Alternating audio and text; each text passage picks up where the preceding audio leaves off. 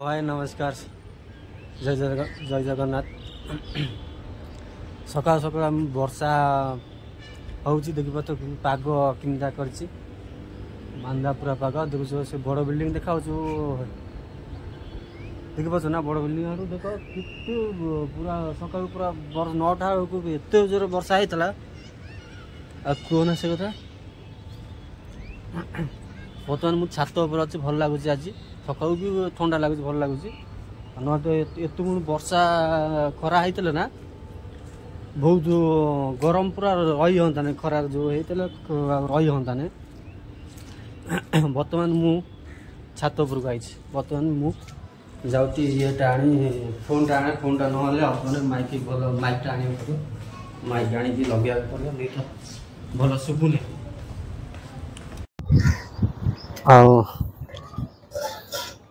आज काम को आ जाइलानी आज काम को जाइलानी वर्षा है काम जाइलानी बर्तमान मुझे छात पर बुलूँ ठंडा लगुच रूम बांप गरम बांप अच्छे रूम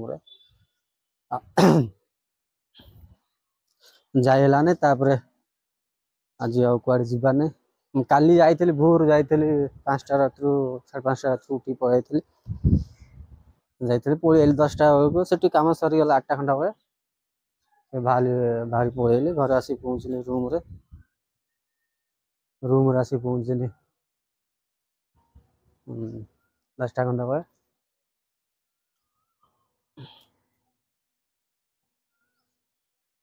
छात पर देखी पारे छात पर कईटा टांकी लगे देखो 3टा टांकी लगी तथापि सारा पानी तक अगड़ पड़े ये नंबाड़ी लोक जो अच्छे तले ग्राउंड फ्लोर 2-3टा अच्छे रोज पानी 24 घंटा पानी तक कारबार रात्रि भी कारबार राति 10टा जाक भी कारबार सका पानी नतला पुणी जा मोटर बोर चालू कर जाना ना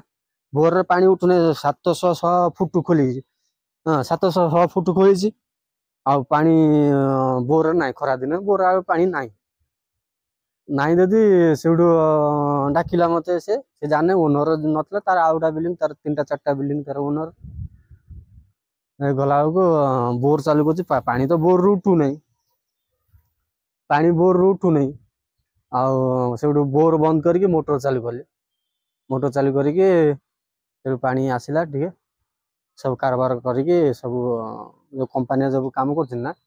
कंपानी जे काम करते सब गले पानी यूज कर गले जाकि बर्तमान से घर अच्छी भेंडी भेंडी प्याज ये सब आनी रोषास करिया बासन फासन पड़े बासन बासन माजिबा देखिपार ये आम टावर बही देखो ये हूँ डीजे टावर देखो छात उपर टावर लगी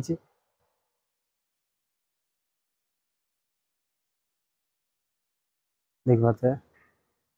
छात पर टावर लगी ग्राउंड फिल्ड अच्छी बढ़िया लगुच खेल हो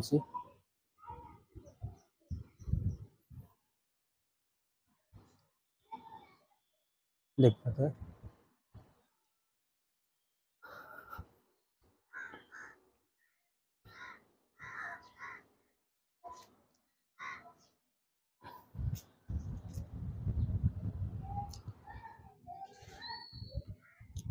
आज पागटा बहुत भल लगुच कि असुविधा नहीं मस्त पाग है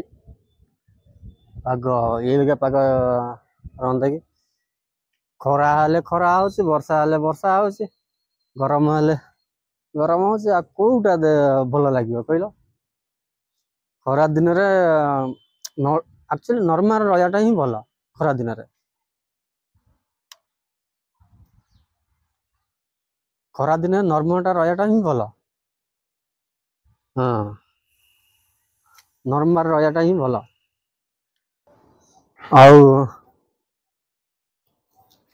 तो मु तो भल भल वीडियो पकई पारने मुझे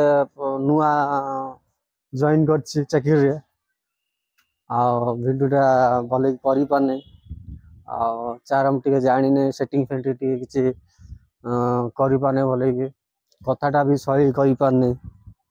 ହେଇଯିବ ଧୀରେ ଧୀରେ ହେଇଯିବ ଆଉ କିଛି ଅସୁବିଧା ନାହିଁ ହେଇଯିବ ବର୍ଷେ ମାସେ 6 ମାସ ଗଲେ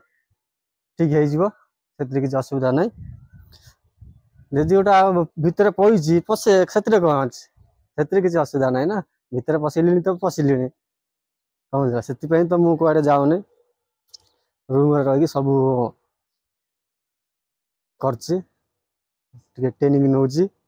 ନିଜେ ନିଜେ ଯାହା ପାଇଲି ତା ଉଣ୍ଡାଳିକି ଖେଳିକି ଗଲି ସେଥିରେ କିଛି ନାହିଁ ଆଉ